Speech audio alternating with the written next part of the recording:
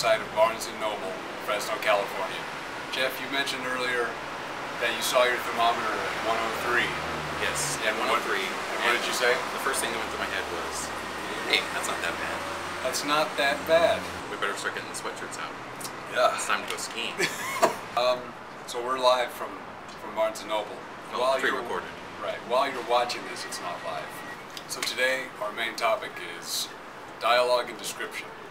Jeff's going to go over some natural dialogue versus scripted dialogue, and he's going to show the difference between how they sound. I'm horrible at writing dialogue. Not so much anymore. Yeah, I've gotten better at it, but at first it was like, you'll see what we mean. And then I'm going to show you showing versus telling when it comes to description. What's the difference between telling something? What's the difference between showing something? So, let's start off first though with the obsession of the week. Jeff, what do you got? Alright, well, as we've already mentioned, it's been really hot here. So my obsession of the week is the heat. Because it's been hard to do anything else but complain about the heat. Yeah. It's hard to sleep, it's hard to be comfortable, it's hard to do anything. Especially when you have a computer in the room that's running at like 90 degrees. That doesn't really help. No. So yeah, I'm really hoping it cools down soon. Yeah, August is the worst month for Fresno summer, that's for sure. Oh yeah, by far. Yeah. And September just kind of hangs around too. It doesn't really cool off until end December. of October. December. Bam, I have sunglasses. Alright, so first, let's go to, oh wait, my obsession of the week, crunchy peanut butter. I'm always obsessed with crunchy peanut butter, but I've had like 4 or 5 crunchy peanut butter and jelly sandwiches. What, Delish. just today? No, all week. If you've gone to college, if you've gone to high school, in your English classes, I'm sure your teachers have told you, when you write, show, don't tell. But do they ever really go over the differences between the two? If they don't, that's what we're here for. He's going to show you how to tell. Yes, I think I actually wrote a note. Let me show you and tell you is what I said. Wow. Your joke was better. And I thought of it on the spot. When you're writing descriptively, you want to use sensory details. And those are details that are appealing to the senses. Touch, see, hear, smell, taste. Is that all of them? I think so. Okay. So I'm going to give you an example of telling, and then I'm going to show you an example of showing with the same exact sentence. So, the first sentence is, the buildings were tall. That's telling you something, okay? The grass was wet. Again, telling you. The barbecue smelled good. The chocolate tasted great.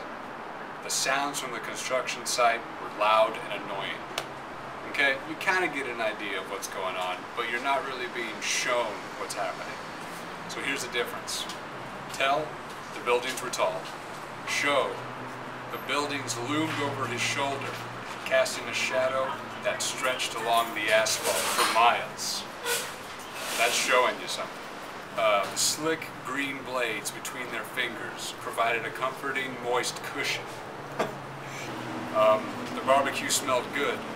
That's the telling. The showing, a tangy aroma of hickory-smoked baby back ribs infiltrated the air and eventually crawled into his nostrils.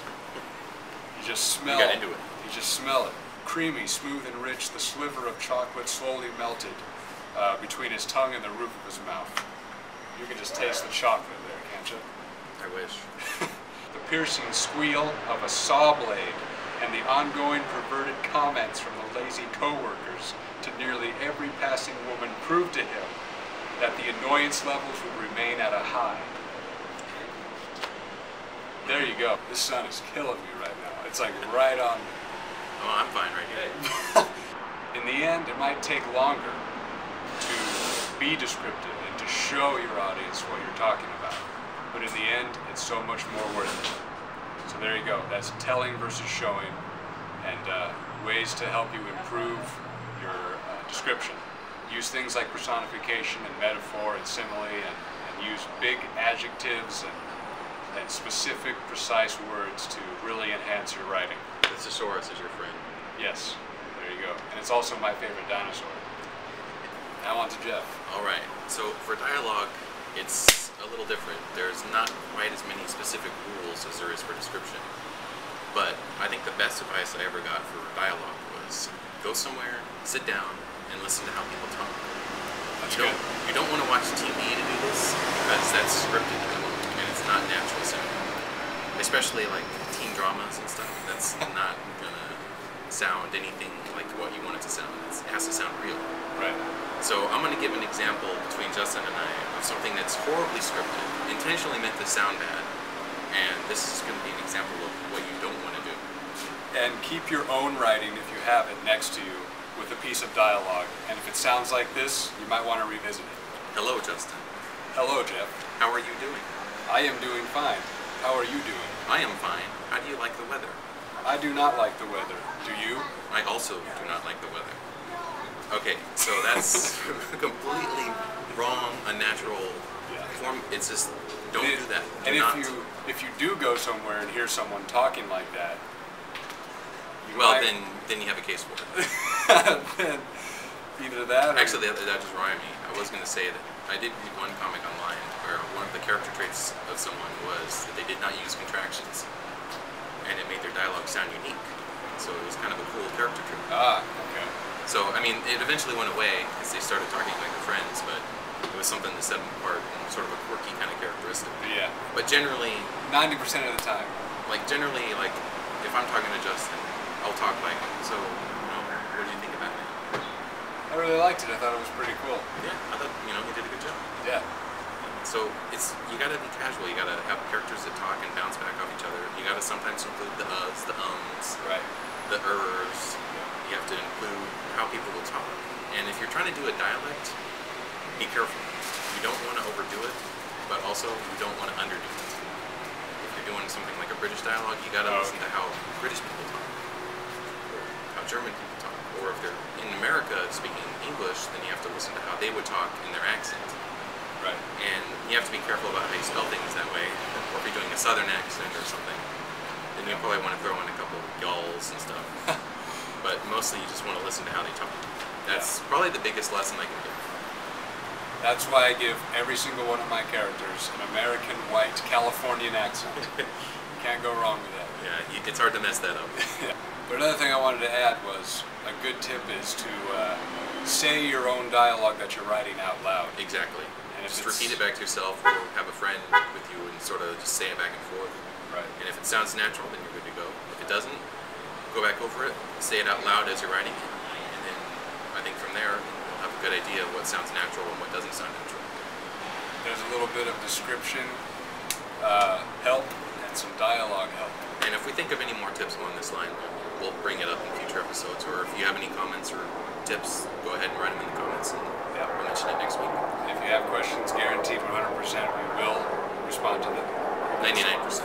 as quickly as Even if it's a possible. dumb question. If it's a dumb question, probably just unsubscribe. My quote of the week is Long. It's from Louis C.K. comedian. This is his quote. "I'm bored is a useless thing to say. You live in a great, big, vast world that you've seen none percent of. And even the inside of your mind is endless. It goes on forever inwardly. Do you understand? Being the fact that you're alive is amazing. So you don't get to be bored." I think I've heard that bit. Yeah. Alright. My quote of the week comes from Michael Crichton in his novel Sphere, which is, do you want to understand how to swim, or do you want to jump in and start swimming? Only people who are afraid of the water want to understand it. Only other people jump in and get wet. There you go. I love Michael Crichton. Wait, he's dead. Yeah, he's rolling in his grave. He's going to send velociraptors after him. So there you go. Quotes of the week, dialogue description, obsession of the week. I think we're all done. Our first video segment. We're still getting a handle on it, so Yeah. we'll improve over time. Yep. Next time will be another audio podcast, so we'll switch it up each time. Please send cool weather our way. Please. Please miss Mother Nature. Well, I'm Justin. Just in time to call it quits. Remember, I'm Jeff, and I do not have a pun. This isn't goodbye by any means, or any nices. See you next week. See you next week.